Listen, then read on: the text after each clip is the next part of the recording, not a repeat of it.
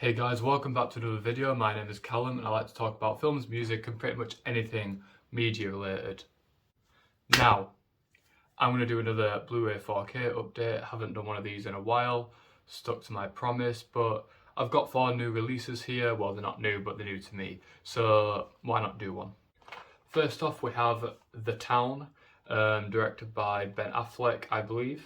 Yeah, directed by Ben Affleck, starring Ben Affleck. I first watched this film back in the summer on, I believe it was Now TV with my girlfriend, and I really loved it. I believe this is on 4K, but I saw this for really cheap, so I just thought I'd get it. This is the extended cut, which I still haven't seen. I'm not sure. I mean, it's still only 2 hours long, so I'm not sure how different this version is, but I'm excited to check this film out again. Let's take a closer look. So yeah, this is just a standard Blu-ray, no slipcover or anything, just your typical Amaray case. I believe this is a 2-disc edition. Yeah, it is a 2-disc edition. You got the Blu-ray there, and I believe that is a DVD digital copy. So moving on to a couple of Arrow Video titles, I've been trying to kind of expand my Wes Craven collection, so I picked up a few of his films on Arrow Video, starting off with Deadly Blessing. I believe this was his third feature film, yeah, third full-length feature film, theatrical film. I wasn't too fond of this one, to be quite honest. It had some interesting elements. Craven does a wonderful job at building suspense and atmosphere, but it kind of just felt like a mishmash of kind of different ideas, like supernatural and slasher ideas that didn't really meld very well into one, and the acting is slightly questionable as well, but it's an hour release, so it's a great release. It's a decent transfer, got this great cover art, so let's take a closer look. Obviously, you got this amazing artwork that Arrow always does. Super nice. You get all your special features there. So you get, a interview with Wes Craven, an introduction by Michael Berryman, an interview and all the stuff like that. So you get the original artwork and then you get the Blu-ray disc. Moving on, we got this amazing release by Arrow Video. This is The Hills Have Eyes. This is the 4K limited edition box set. This thing is absolutely gorgeous. I'd never seen this film when I bought it.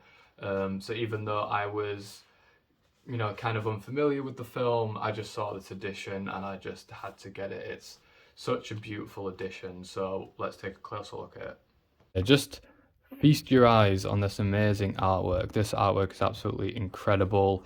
Same with the back as well. Really good sturdy box. And if I take it out of the case, you get the original artwork here. Then you get everything on the back. Then it's just your 1-disc set with some postcards in there. We also get this really nice booklet filled with loads of information about the film and the transfer, and some critics kind of talking about the film, so it's really cool. And you also get a poster in there as well. So yeah, Arrow always completely knock it out of the park, and they've transitioned extremely well into 4K. This transfer is great. This film was shot on 16mm, so it's going to be very grainy, but it still looks amazing. It still has that gritty feel that you want from a 70s horror, and the HDR here is great. And you get, I believe, the original audio track, which is really cool as well. What I love about Arrow is that they give kind of B titles like this such love, care, and attention, and they're just such a fucking good company. In terms of the film itself, this is another film that I wasn't a huge fan of, to be quite honest. It's definitely not one of my favourite Craven films, but like with Deadly Blessing, it does have some interesting ideas here. Pluto is such a great villain. It kind of borrows a lot of ideas from his previous film, Last House on the Left, and also the Texas Chainsaw Massacre. There's a lot of interesting subtext here, kind of tying into American society at the time, so there's a lot that you can delve into with this film, but it is kind of just a lesser Texas Chainsaw Massacre in my opinion, but it's still a decent, solid 70s horror flick, and yeah, an amazing addition as well.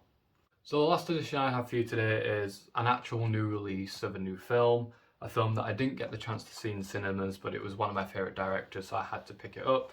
Last Night in Soho, obviously directed by Edgar Wright, who's one of my favourite directors. I absolutely adore the Cornetto trilogy.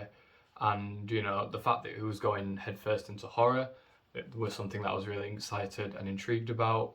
And this film I thought was pretty solid up until the last third of the film. In fact, I really, really loved this film up until the last half an hour maybe, you know. The way they kind of mix the modern day with the 60s aesthetic is amazing. Visually, this film is fantastic, and it has a lot of great themes, you know, about male toxicity and nostalgia and stuff like that. And, you know, great soundtrack, great visuals. It has the type of visual flair and the really smart editing and filmmaking that you expect from Edgar Wright. You know, the amount of Texas switches that are in this is pretty insane, especially how they're executed. Unfortunately, like I said, the last half an hour kind of loses me a bit. The last half an hour is really where it starts to turn into a horror film. And the horror elements I didn't think were particularly effective. It essentially just turned into constant chase sequences that didn't really have an impact on me. I didn't find the twist at the end. I didn't find the twist at the end to be all that interesting. So, but overall, it's a solid film. It's just not one of his best films. Unfortunately, this film was shot digitally, so we get a 2K intermediate, so it is an upscaled 4K, but it still looks good. The HDR especially is really, really good. So let's have a closer look. So you get some pretty cool vibrant artwork on the slipcover. You get the back cover there. I should really start taking the prices off my Blu-rays. Same thing, and then you get your 2 discs right there. Yeah, that was just a quick Blu-ray 4K update. Thanks for watching, and I'll see you in the next video.